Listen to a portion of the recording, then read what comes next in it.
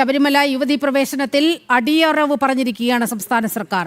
മുൻ നിലപാട് തിരുത്താൻ മന്ത്രിസഭാ യോഗത്തിൽ തീരുമാനമുണ്ടായിരിക്കുന്നു.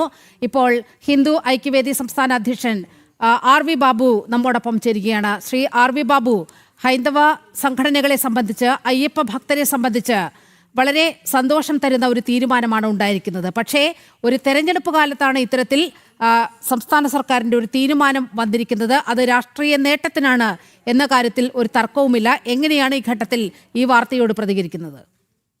ഒന്നാമത് നമ്മൾ മനസ്സിലാക്കേണ്ടത്, ഈ സർക്കാരിന്റെ ഈ നിലപാട് മാറ്റം കൊണ്ട് കേസിനെ പ്രത്യേകിച്ച് ഒരു തരത്തിലും ബാധിക്കുന്നില്ല. അത് കേസിന് പ്രതികൂലമായിട്ടും ബാധിക്കുന്നില്ല, കേസിന് അനുകൂലമായിട്ടും വരില്ല. അതുകൊണ്ട് ഭക്തജനങ്ങളെ, വിശ്വാസികളെ കബളിപ്പിക്കാം ഈ നിലപാട് കൊണ്ടെന്നല്ലാതെ സുപ്രീം കോടതിയിൽ സർക്കാരിന് ഇനി പുതുതായിട്ട് ഒരു അഫിഡാവിറ്റ് കൊടുക്കാനോ പുതുതായിട്ട് എന്തെങ്കിലും ചെയ്യാനോ സാധിക്കുമെന്ന് ഞാൻ വിചാരിക്കുന്നില്ല. കേസിനെ കുറിച്ച് സാമാന്യന റിവ്യൂ പെറ്റീഷന്റെ സ്വഭാവം വെച്ച് നോക്കുമ്പോൾ പിന്നെ പൊതുസമൂഹത്തെ കബളിപ്പിക്കാം. ഞങ്ങൾ നിലപാട് മാറ്റി, ഞങ്ങൾ വിശ്വാസികളോടൊപ്പമാണെന്നൊക്കെ പറയാം. ഞങ്ങൾ വിശ്വാസികളോടൊപ്പമാണ് എന്ന് സർക്കാരിന് ആത്മാർത്ഥമായിട്ട് അവർക്ക് പറയാൻ കഴിയുന്നുണ്ടെങ്കിൽ അവരാദ്യം ചെയ്യേണ്ടത് വിശ്വാസികളോട് മാപ്പ് പറയലാണ് വേണ്ടത്. ലക്ഷാവധി ആയിരക്കണക്കിന് ചെറുപ്പക്കാരുടെ ജീവിതം നഷ്ടമാക്കിയ, അവരുടെ തൊഴിൽ നഷ്ടമാക്കിയ, അവരുടെ തൊഴിൽ സാധ്യത ഇല്ലാതാക്കിയതാണ് പിണറായി വിജയന്റെ ഈ നിലപാട്. പോലീസ് ക്ലിയറൻസ് സർട്ടിഫിക്കറ്റ് കൊടുക്കാത്തത് കൊണ്ട് എത്ര പേരുടെ സർക്കാർ ജോലി കിട്ടാനുള്ള സാധ്യത ഇല്ലാതാക്കി. അർദ്ധ സർക്കാർ ജീവനക്കാരായിട്ട് ജോലി കിട്ടാനുള്ള സാധ്യത ഇല്ലാതാക്കി. എത്ര പേർക്ക് വിദേശത്തേക്ക് പോകാനുള്ള സാധ്യത ഇല്ലാതാക്കി. എത്രായിരം ചെറുപ്പക്കാര് കോടതി കയറി ഇറങ്ങി അവരുടെ ജീവിതം ദുസ്സഹമാക്കി. ഇതിനൊക്കെ പിണറായി വിജയൻ മാപ്പ് പറയാൻ തയ്യാറുണ്ടോ?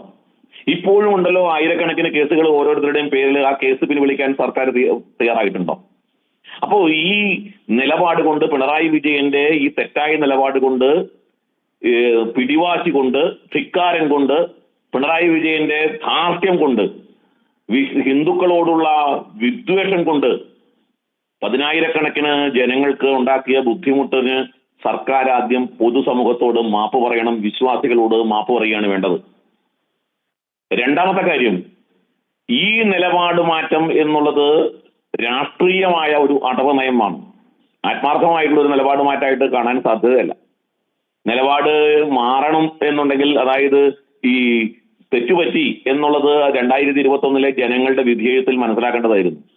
2021 മനസ്സിലാക്കാനൊന്നും തയ്യാറായില്ലല്ലോ. വീണ്ടും തെരഞ്ഞെടുപ്പിൽ ഞങ്ങൾ ജയിച്ചപ്പോൾ ഞങ്ങളുടെ നിലപാടാണ് ശരി എന്നായിരുന്നു. ശബരിമലയിലടക്കം ഞങ്ങളുടെ നിലപാടാണ് ശരി എന്നായിരുന്നു 2024 വീണ്ടും തെരഞ്ഞെടുപ്പിൽ അധികാരത്തിൽ വന്നപ്പോൾ CPM പറഞ്ഞത്. ഇപ്പൊ എങ്ങനെയാണ് ഞങ്ങൾ നിലപാട് മാറ്റാനുള്ള സാഹചര്യം എന്തുണ്ടായേ? അപ്പൊ ഇപ്പൊ നിലപാട് മാറ്റാൻ സാഹചര്യം ഉണ്ടായത് ശബരിമല അടക്കമുള്ള വിഷയങ്ങളിൽ കൊള്ള നടത്തി, അവിടുത്തെ സ്വർണം കട്ടുകൊണ്ടുപോയി അതിൽ പ്രതിസ്ഥാനത്ത് നിൽക്കുന്നത് CPM നേതാക്കന്മാരാണ്. അയ്യപ്പ സംഗമം നടത്തി വൻതോതിലുള്ള ക്രമക്കേടുകൾ നടത്തി അതിന്റെ പ്രതിസ്ഥാനത്ത് നിൽക്കുന്ന CPM നേതാക്കന്മാരാണ്. ജനങ്ങളുടെ മുമ്പാകെ തുണിയില്ലാതെ നിൽക്കുന്ന, നഗ്നരായിട്ട് നിൽക്കുന്ന ഒരു അവസ്ഥ ഇന്ന് CPM നേതൃത്വത്തിനുണ്ട്, പാർട്ടിക്കുണ്ട്. ജനങ്ങളുടെ അടുത്ത് പോയി വോട്ട് ചോദിക്കാൻ പറ്റാത്ത സാഹചര്യമുണ്ട്. അപ്പൊ ജനങ്ങളെ, പ്രത്യേകിച്ച് വിശ്വാസികളെ കൂടെ നിർത്താൻ വേണ്ടി സ്വീകരിച്ചിട്ടുള്ള ഒരു അടവ് നയം മാത്രമാണ് ഇത് എന്നുള്ളതിലാണ് യാഥാർത്ഥ്യം. ആത്മാർത്ഥമായ ഒരു സമീപനവും ഹിന്ദുക്കളോട്, പ്രത്യേകിച്ച് ഹിന്ദു വിശ്വാസത്തോട് CPM നാളെ വരെ പുലർത്തിയതായിട്ട് ഒരു ഉദാഹരണവും നമ്മുടെ മുമ്പിലില്ല, ഒരു ചരിത്രവും നമ്മുടെ മുമ്പിലില്ല. അതുകൊണ്ട് CPMന്റെ നിലപാടും സർക്കാരിന്റെ നിലപാടും വെറും കാപട്യം നിറഞ്ഞ നിലപാടാണ്, ആത്മാർത്ഥതയില്ലാത്ത നിലപാടാണ്, പൊതുസമൂഹത്തെ കബളിപ്പിക്കുന്ന നിലപാടാണ്, തെരഞ്ഞെടുപ്പ് സ്റ്റണ്ട് മാത്രമാണ്.